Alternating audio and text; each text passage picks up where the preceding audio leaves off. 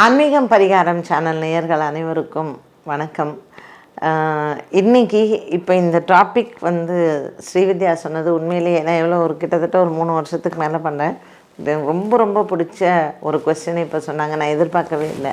அவங்க கொடுத்த கொஸ்டின் என்னென்னா, வாழ்க்கையில் நம்ம கடைப்பிடிக்க வேண்டிய 10 நல்ல குணங்கள் அப்படின்னு சொன்னாங்க. இந்த குணங்கள் அப்படின்னு பார்க்கும்போது ஒவ்வொரு மனிதர்கிட்டருந்தும் அது வித்தியாசப்படும். என்னன்னு கேட்டிங்கன்னா, எனக்கு பிடிச்ச ஒரு விஷயம், எனக்கு பிள்ளையாரை ரொம்ப பிடிக்குது அப்படின்னா என் வீட்டில் இருக்கிற மற்றவங்களுக்கு பிள்ளையாரை பிடிக்கணும்னு அவசியமே கிடையாது. ஸோ லைஃப்பில் சக்ஸஸ்ஃபுல்லாக இருக்கிறதுக்கு நம்ம ஜாதகம், ஜோசியம் அதெல்லாம் ஒரு பக்கம் இருந்தாலும் கூட அதையே நம்பியோ இல்லை அதையே சார்ந்தோ கண்டிப்பாக வாழாதீங்க. ஏன்னா கிரகங்கள் நம்மளுடைய தலையெழுத்தை நிர்ணயம் பண்ணும். அது எப்படி நிர்ணயம் பண்ணோன்னா, நம்மளுடைய பாவ புண்ணியத்திற்கு ஏற்றாற்போல தான் அது நிர்ணயம் பண்ணும். அப்போது நான் இவ்வளோ பாவம் பண்ணிட்டேன், என்னுடைய முன்னோர்களுடைய பாவமும் அதில் சேர்ந்துருக்கு, என்னுடைய பூர்வ ஜென்ம கர்மாவும் எல்லாம் சேர்ந்துருந்துட்டு நான் டெய்லி கோயிலுக்கு போகிறேன், சாமி கும்பிட்றேன், விளக்கேற்றுறேன். பட் கோவிலில் அந்த சாமி எனக்கு எதுவுமே நல்லது பண்ணலை.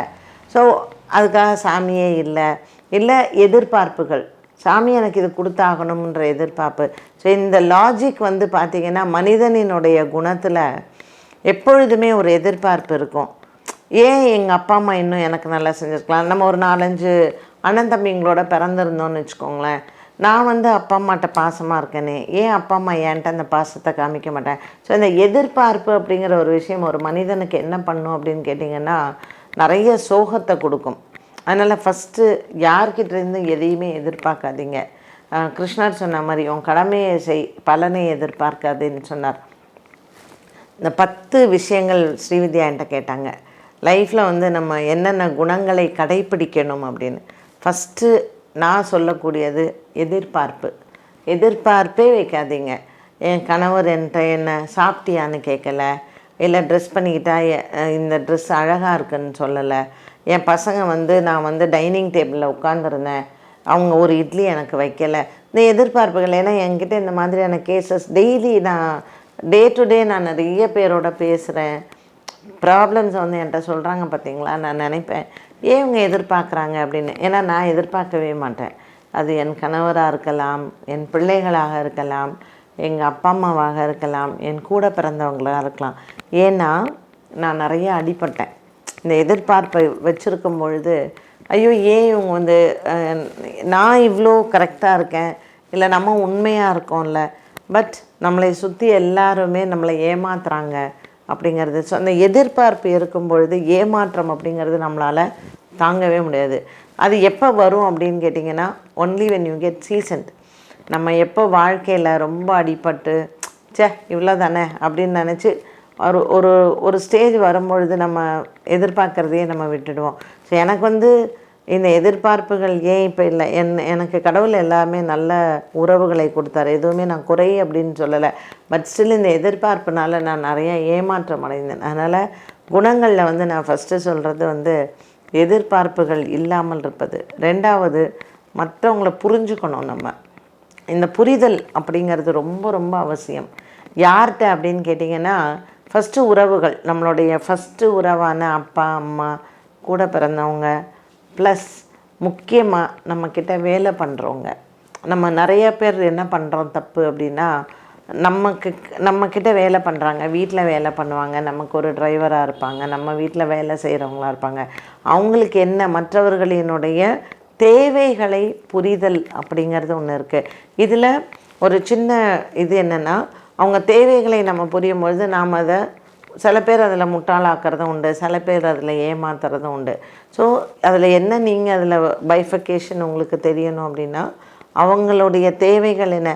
ஒரு லீவ் கேட்குறாங்க, இல்லை அவங்க வீட்டில் சில கஷ்டங்கள் இருக்கலாம், அந்த சமயத்தில் அவங்க வர முடியாமல் இருக்கலாம். எனக்கு தெரியும், அவங்க சில பேர் எல்லாம் ஃபோன் பண்ணி என்ன ஏதுன்னு அவங்க பேச விடாமல் அவங்கள திட்டி அவங்க மனசை கஷ்டப்படுத்தி, இதெல்லாமே என்னன்னு கேட்டிங்கன்னா ஒரு வகையான பாபத்தில் வரக்கூடியது. அப்போது மற்றவர்களினுடைய தேவைகளை புரிதல். 3வது நமக்கு கண்டிப்பாக இருக்க வேண்டிய குணங்களில் பக்தி கண்டிப்பாக இருக்கணும். நீங்கள் அது தெய்வ பக்தியாக இருக்கலாம், இல்லைன்னா மாதா பிதா உங்கள் அப்பா அம்மா கிட்டே இருக்கக்கூடிய பக்தியாக இருக்கலாம், கணவர் பதி பக்தியாக இருக்கலாம், இல்லைன்னா பிள்ளைகளிடத்தில் இருக்கக்கூடிய ஒரு பக்தியாக இருக்கலாம், இறைவனிடத்தில் ஒரு பக்தியாக இருக்கலாம். ஸோ பக்தி அப்படிங்கிற ஒரு விஷயம் வாழ்க்கையில் கண்டிப்பாக நமக்கு இருக்கணும். இந்த பக்தி நமக்கு என்ன பண்ணும் அப்படின்னு கேட்டிங்கன்னா, நம்ம எப்படி வாழணும் அப்படிங்கிற ஒரு டிசிப்ளினை கொண்டு வரும். நம்ம யாருக்கா ஒரு பர்பஸ் இருக்கணும் இல்லையா லைஃப்பில். இப்போ என்ன கேட்டிங்கன்னா, எனக்கு எது மேலே ரொம்ப அதிக பக்தி அப்படின்னு கேட்டிங்கன்னா, எனக்கு தொழில் மேலே ரொம்ப பக்தி. இந்த தொழில் வந்து நான் கல்யாணமாகி என் பசங்க வளரக்கூடிய ஒரு ஸ்டேஜில் தான் நான் இந்த தொழிலையே நான் அடாப்ட் பண்ணிக்கிட்டேன். ஸோ இந்த தொழில் மேலே எனக்கு எப்போ பக்தி வந்தது அப்படின்னு சொன்னால், என்னை எந்த ஒரு ஸ்தானத்தில் அது கொண்டாந்து என்னை உட்காத்தி வச்சுருக்கு அப்படிங்கிறது தான். எத்தனை பேர் நான் வந்து இப்போ நான் தலைக்காவேரி போயிருக்கிற இடத்துல கூட அங்கே நம்ம தமிழ் மக்கள் பார்த்துட்டு, ஐயோ மேடம் இங்கே உங்களை பார்க்குறது எவ்வளோ சந்தோஷமாக இருக்குன்னு. ஸோ என் வீடியோஸ் எல்லாம் பார்க்குறேன், நாங்கள் எவ்வளோ தெரிஞ்சுக்கிறோம் விஷயங்கள் அப்படின்னு சொல்லும்பொழுது, ஸோ அந்த தொழில் பக்தி எனக்கு வந்து ரொம்ப. ஸோ இந்த பக்திங்கிறது எதில் வேணாலும் இருக்கலாம். அதனால் நமக்கு வந்து ஃபஸ்ட்டு நான் சொன்னது எதிர்பார்ப்பு, 2வது வந்து புரிதல், 3வது வந்து பக்தி, 4வது வந்து நம்ம அடாப்ட் பண்ணிக்க வேண்டிய ஒரு குணம் என்ன அப்படின்னு பார்த்திங்கன்னா சகிப்புத்தன்மை. இந்த சகிப்புத்தன்மைக்கு வந்து இங்கிலீஷில் டாலரன்ஸ் அப்படின்னு சொல்லுவாங்க. நம்ம ஒரு 4 பேரோட வேலை பண்ணுறோம், இல்லை 4 பேரோட வீட்டில் இருக்கோம். இந்த சகிப்புத்தன்மையை நம்ம கண்டிப்பாக வளர்த்து கொள்ளணும். அதுவும் இன்றைய காலகட்டத்தில் அது கண்டிப்பாக தேவை. நிறைய விஷயங்கள் அடுத்தவங்க செய்கிறது நமக்கு பிடிக்காது. நம்ம கணவர் செய்கிறது பிடிக்காது, பசங்க பண்ணுறது பிடிக்காது, மாமியார் மாமனார் செய்கிறது பிடிக்காது, அப்பா அம்மா செய்கிறது பிடிக்காது. அந்த சகிப்புத்தன்மையை நம்ம வளர்த்து கொள்ளும் பொழுது நம்மளோட உடல் ஆரோக்கியத்தில் அது நிறைய மாற்றங்களை வந்து கண்டிப்பாக கொடுக்கும்.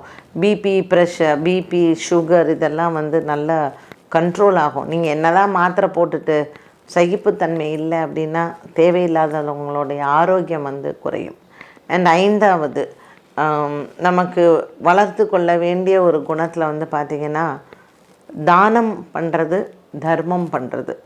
ஏதாவது நம்ம நிறைய சம்பாதிக்கிறோம், இல்லை ஒன்றுமே சம்பாதிக்கலை, பட் ஸ்டில் ஏதோ பசியில் இருக்கக்கூடிய ஒரு நாய்க்கோ இல்லை ரோட்டில் இருக்கக்கூடிய ஒரு மாடுக்கோ ஏதோ ஒன்று நம்மளால் முடிஞ்சது ஒரு தானம். அது அன்னதானமாக இருக்கலாம், வஸ்திர தானமாக இருக்கலாம். நீங்கள் எப்படி உங்களால் என்ன முடிஞ்சதோ தானம் பண்ணுறது அப்படிங்கிறது நமக்கு நிறைய புண்ணியத்தை கொடுக்கும். அடுத்தது நமக்கு வந்து வளர்த்து கொள்ள வேண்டிய குணங்களில் வந்து நம்ம சொல்லணும் அப்படின்னா சேமிப்பு. கண்டிப்பாக அதுவும் பெண்கள் கண்டிப்பாக நமக்கு அந்த சேமிப்பு அப்படிங்கிற அந்த குணத்தை நம்ம அது வந்து கண்டிப்பாக வளர்த்து கொள்ளணும். ஏதோங்க நம்ம உனக்கு தையல் தெரியுமா, தைச்சு நீ சம்பாதிச்சு உங்களுடைய பணத்தை எல்லாமே நீங்கள் பிள்ளைகளுக்கு கொடுக்கணும், கணவருக்கு கொடுக்கணும், குடும்பத்துக்கு கொடுக்கணும், இல்லவே இல்லை. உங்களுக்குன்னு தனியான ஒரு சேமிப்பு என்பது ரொம்ப ரொம்ப ரொம்ப முக்கியமான ஒன்று. ஸோ சேமிப்பு அது.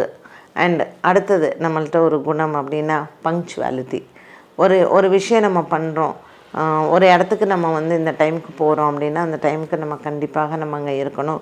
ஸோ இந்த பங்க்சுவாலிட்டி வந்து லைஃப்பில் இருந்ததுன்னா நீங்கள் நல்லா உங்களை அது ரொம்ப நல்லா கொண்டுட்டு வரும். ஸோ அந்த குணத்தை நம்ம கண்டிப்பாக வளர்த்து கொள்ள வேண்டும். அண்ட் அப்ரிசியேஷனுங்க. ஒரு ரொம்ப சுமாராக உங்கள் வீட்டில் வேலை செஞ்சுருந்தா கூட நீ ரொம்ப நல்லா பண்ணுற, நீ இன்னும் கூட நீ நல்லா பண்ணலாம்ல, இந்த வே ஆஃப் டாக்கிங், அந்த அப்ரிசியேஷன் கண்டிப்பாக இருக்கணும். அப்ரிசியேஷன் எல்லாருமே, நீங்கள் உங்கள் வீட்டில் வேலை பண்ணுறவங்களோ இல்லை வெளியில் வேலை பண்ணுறவங்களோ உங்களுக்கு தெரிஞ்சவங்களோ அண்ட் எங்கேயாவது நீங்கள் உங்கள் வீட்டில் ஒருத்தவங்க வீட்டுக்கு சாப்பிட போனீங்கன்னா குறை கண்டுபிடிக்கிறது அப்படிங்கிறது, இதெல்லாம் வந்து சின்ன சின்ன விஷயங்கள் தான் லைஃப்பில். பட் நம்ம இந்த விஷயங்கள் எல்லாம் வளர்த்து கொண்டோம் அப்படின்னு வச்சுக்கோங்களேன், நமக்கு பிடிக்கலை அங்கேயே நம்ம மூஞ்சில் அடித்த மாதிரி சொல்லாமல் கொஞ்சம் நீ இப்படி மாற்றி செய்யலாம் அப்படின்னு சொல்லலாம். இல்லை ஒரு விருந்துக்கு போகிறீங்க, அவங்க சந்தோஷப்படுவாங்கல்ல, ரொம்ப நல்லா இருந்துச்சுங்க அப்படின்னு நம்ம சொல்லும்போது. ஸோ அப்ரிசியேஷன் கண்டிப்பாக இருக்கணும். அண்டு குறை சொல்லாமல் குறைகளை சுட்டி காண்பிக்கணும், இல்லைன்னு இல்லை, but the way of telling அது நம்ம கண்டிப்பாக அது வளர்த்து கொள்ள வேண்டும். அண்ட் மற்றவங்க மனசு புண்படாத அளவுக்கோ இல்லை மற்றவங்கள வந்து நம்ம தேவையில்லாமல் அவங்களுடைய மனசை கஷ்டப்படுத்துறது அப்படிங்கிறது நம்ம எவ்வளோ தூரம் அவாய்ட் பண்ண முடியுமோ அவாய்ட் பண்ணணும். ஸோ இது எல்லாமே நம்ம கற்றுக்கிட்டோம் லைஃப்பில் அப்படிங்கும்பொழுது ஏதாவது ஒரு விஷயத்தில் நம்ம கண்டிப்பாக வெற்றி அடைவோம் அப்படிங்கிறதுல மாற்று கருத்தே கிடையாது. நம்ம செய்யக்கூடிய எல்லா விஷயத்தையும் எல்லோரும் அப்ரிஷியேட் பண்ணுவாங்கலாம் சொல்லவே முடியாது. இப்போ நானே எவ்வளோ வீடியோஸ் நான் போடுறேன், எவ்வளோ கிரிட்டிசிசம் வருது, நான் அதை பற்றி கேரி பண்ண மாட்டேன். ஏன்னா 2 பேர் கிரிட்டிசைஸ் பண்ணுவாங்க, ஒரு 200 பேர் அதில் பயனடைவாங்க. அதனால் நான் அந்த 200 பேரை தான் பார்ப்பேனே தவிர இந்த 2 பேருடைய கிரிட்டிசிசம் எனக்கு அவசியம் இல்லைன்னு நினைப்பேன். ஏன்னா எனக்கு பிடிக்காதவங்களோ இல்லை எனக்கு என்னுடைய வளர்ச்சியை பிடிக்காதவர்களோ தான் கண்டிப்பாக கிரிட்டிசைஸ் பண்ணுவாங்க. அதனால் வாழ்க்கையில் உங்கள் வீட்டில் யாரையாவது உங்களை கிரிட்டிசைஸ் பண்ணாங்கன்னா அதுக்கெல்லாம் பெருசாக இம்பார்ட்டன்ஸ் கொடுக்கவே கொடுக்காதீங்க. அதைத்தான் நான் சகிப்புத்தன்மை அப்படின்னு நான் சொன்னேன். ஸோ இந்த குணங்களை எல்லாமே நம்ம வளர்த்து கொண்டோமானால் கண்டிப்பாக நம்ம என்ன இலக்கு, பசங்களை நல்லா கொண்டுட்டு வருவோம். நாம் ஏதாவது ஒரு விஷயத்தில் முன்னுக்கு வருவோமா? கண்டிப்பாக முன்னுக்கு வரும். இந்த 10 குணங்கள் நீங்கள் எல்லாம் நம்ம பழக்கத்தில் கொண்டு வர்றது தான். பழக்கத்தில் நம்ம வரும்பொழுது லைஃப்பில் ஒரு பெரிய அச்சீவ்மெண்ட் கண்டிப்பாக இருக்கும். ஸோ இந்த பர்டிகுலர் வீடியோ வந்து பார்த்திங்கன்னா ஜோசியத்துக்கும் இதுக்கும் எனக்கு ஜோசியத்துக்கு சம்மந்தப்படாத ஒரு வீடியோ தான். பட் ஸ்டில் எனக்கு ரொம்ப பிடிச்சது அஸ் அ கவுன்சிலர். நான் ஜென்ரலாக என்னை வந்து ஒரு ஜோதிடர்னு சொல்ல மாட்டேன், ஜோதிட ஆலோசகர் தான் நான் சொல்லுவேன். ஸோ எந்த கிரகம் உனக்கு சரியில்லையோ அதற்கு தகுந்தாற்போல் நம்ம வாழ்க்கையை எப்படி எடுத்துக்கொள்ள வேண்டும்னு வாழ்க்கையில் இப்போ இவங்க கேட்டாங்க இல்லைங்களா, இந்த 10 குணங்கள், இதை நீங்களும் எவ்வளோ தூரம் அடாப்ட் பண்ண முடியுமோ பண்ணி பாருங்கள். பட் இந்த குணங்களுக்கும் கிரகங்களுக்கும் என்ன சம்பந்தம் அப்படிங்கிறத இன்னொரு வீடியோவில் நான் கண்டிப்பாக சொல்கிறேன். மீண்டும் சந்திக்கும் வரை நன்றி, வணக்கம்.